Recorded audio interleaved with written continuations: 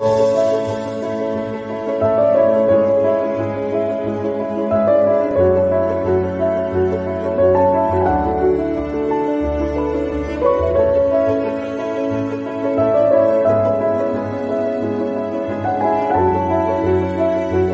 عليكم ورحمة الله وبركاته. ازيكم عاملين ايه؟ يا رب دايما تكونوا بخير.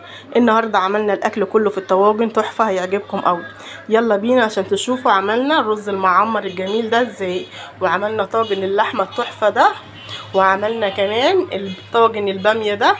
يلا بينا حبايبي عشان تشوفوا احلى طواجن تحبوها في اي عزومة او في لمة العيلة. يلا بينا على المقادير. خرطة بصل كتير عشان هعمل طاجن لحمة وهعمل طاجن كمان بامية. خليكم بقى معايا للاخر عشان تشوفوا احلى طواجن هتعجبكم قوي. انا هنا بسلق اللحمة تمام، انتوا قبل كده سلقتها معاكم كذا مرة، فانا مرضتش اعملها معاكم من البداية. انا هنا حطيت اللحمة في مية مغلية، وحطيت لها بصلاية، وحطيت لها طماطمايه، وحطيت حبهان وورق لوري تمام، وفلفل اسمر وسبع بهارات تمام، علشان خاطر اللحمه تستلق معانا وتبقى الشوربه بتاعتها جميله. وطبعا بنحط الملح بتاعها في الاخر. ودينا بنقلل بصل، هنشوف ازاي هناخد من البصل ده هنعمل منه طاجن باميه، وهناخد منه نعمل طاجن اللحمه. وبعد ما البصله بتاعتي اخدت لون ذهبي معايا كده، فصين من الثوم مقطعاهم هحطهم عليهم تمام. حطيتهم عليهم واديتهم تقليبه يا دوبك ريحتهم تطلع، ونضيف الطماطم. والبصله بتاعتنا احمرت كده بلون ذهبي تمام، وحطينا فصين ثوم عشان يدوا طعم حلو، واديناهم كده تقليبه لغايه ما ريحتهم طلعت. فهنضيف بقى شفشق من الطماطم. بسم الله الرحمن الرحيم. وانا ضايفه معاه حطيت قرن فلفل كده حار احمر ضرباه مع الطماطم تمام، فرمتهم كلهم مع بعض كده. اسيب بقى الطماطم تتسبك تمام. تعالوا بقى نشوف الطماطم بتاعتنا اتسبكت. بصوا الصلصه تحفه وحمرا قد ايه، في منتهى الجمال. بقى نضيف لها توابل، نص معلقه صغيره من الشطه، نص معلقه صغيره من الفلفل الاسمر، نص معلقه صغيره من الكزبره، نص معلقه صغيره من سبع بهارات، بشره جوز الطيبه تمام. ده كده تتبيله الصلصه بتاعتنا.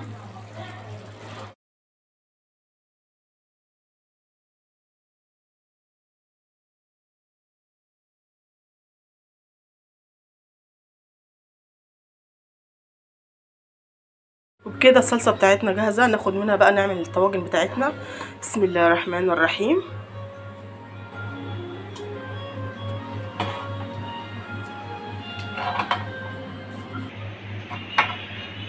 هنعمل بقى طاجن اللحمه الاول. بسم الله.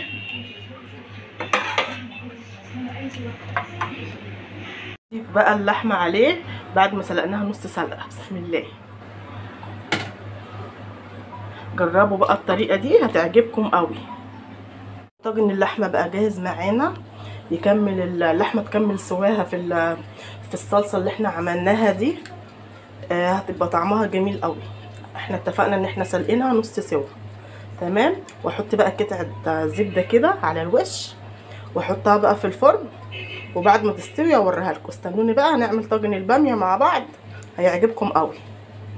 يلا بينا نعمل الباميه. انا بحب اشوحها تمام، زبده في الحله تمام،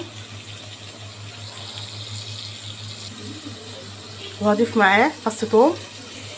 ضفت كده فص ثوم مفروم تمام. وبعد ما فص الثوم احط بقى كده قرن فلفل حار مقطع تمام. وبعد كده هضيف الباميه. بسم الله الرحمن الرحيم. واشوحها كده مع فص الثوم ومعلقه الزبده. بصوا بقى بيبقى احلى طاجن باميه ما شاء الله. وبعد الباميه بتاعتنا ما اتشوحت هضيف عليها الصلصه اللي احنا عملناها مع بعض. بسم الله الرحمن الرحيم. وازود بقى الشوربه عليها. بسم الله الرحمن الرحيم.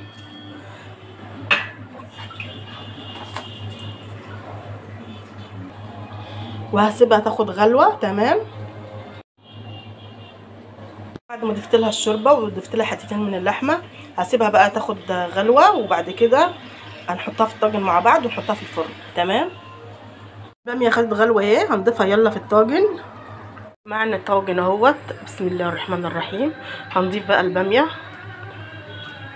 بصوا خضره وجميله ازاي، عشان احنا اديناها تشويحه في الزبده وفص الثوم.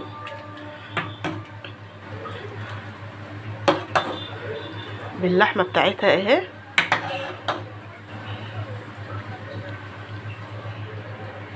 وضفت الباميه في الطاجن.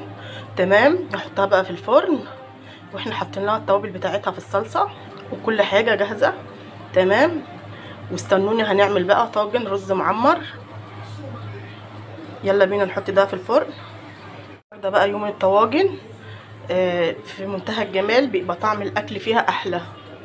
يلا بقى نعمل طاجن الرز المعمر. احط كده معلقه زبده وادهن بها الطاجن بالشكل ده. تمام. وبعد ما دهنته بالزبده بالشكل ده غسلت بقى نص كيلو من الرز وهضيفه دلوقتي فيه اهوت. حطيت الرز نص كيلو مغسول. هحط بقى معلقتين من الزبده الفلاحي، وهضيف نص معلقه من الملح. تمام. لكل كيلو رز ليه معلقه كبيره من الملح. تمام. انا حطيت نص معلقه عشان ده نص كيلو. ومعايا بقى رتل من اللبن هضيفه عليه، بس هو تحطي له رتل وكوبايه، او ما عندكيش رتل لبن وكوبايه حطي كوبايه شوربه. بسم الله الرحمن الرحيم. عادي خالص. دلوقتي انا هضيف اللبن عليه. انا حطيت رتل اللبن وحطيت كمان كوبايه شوربه. تمام. وبكده الرز بتاعنا، واللبن لازم يكون مغلي. تمام. انا غلياه. تمام. وحط كده معلقتين على الوش قشطه من شايلها من على وش اللبن. تمام. لو ما عندكيش خلاص هما معلقتين الزبده هيكفوا مع اللبن، وهيبقى طعمه جميل برضو والوش هيحمر. تمام. كده انا الرز بتاعي الطاجن بتاعي اصبح جاهز. انا بقى هحطه في الفرن. تمام. وبعد ما يستوي هوريه لكم. كده الطاجن بتاعي اصبح جاهز. هحطه بقى في الفرن، وبعد ما يخرج ان شاء الله اوريه لكم. تمام. يا حبايبي الطواجن بعد ما خلصت في منتهى الجمال، هتعجبكم قوي. ادي طاجن الرز المعمر تحفه، عايزاكم تجربوه في منتهى الجمال. وادي طاجن اللحمه تحفه، وادي طاجن الباميه بسم الله ما شاء الله عسل. يلا يا حبايبي جربوا الطواجن هتعجبكم. واهم حاجه بقى ما تنسونيش اعملوا لايك وشير وفعلوا الجرس عشان ينزل لكم كل جديد. السلام عليكم ورحمه الله وبركاته، واسيبكم في رعايه الله.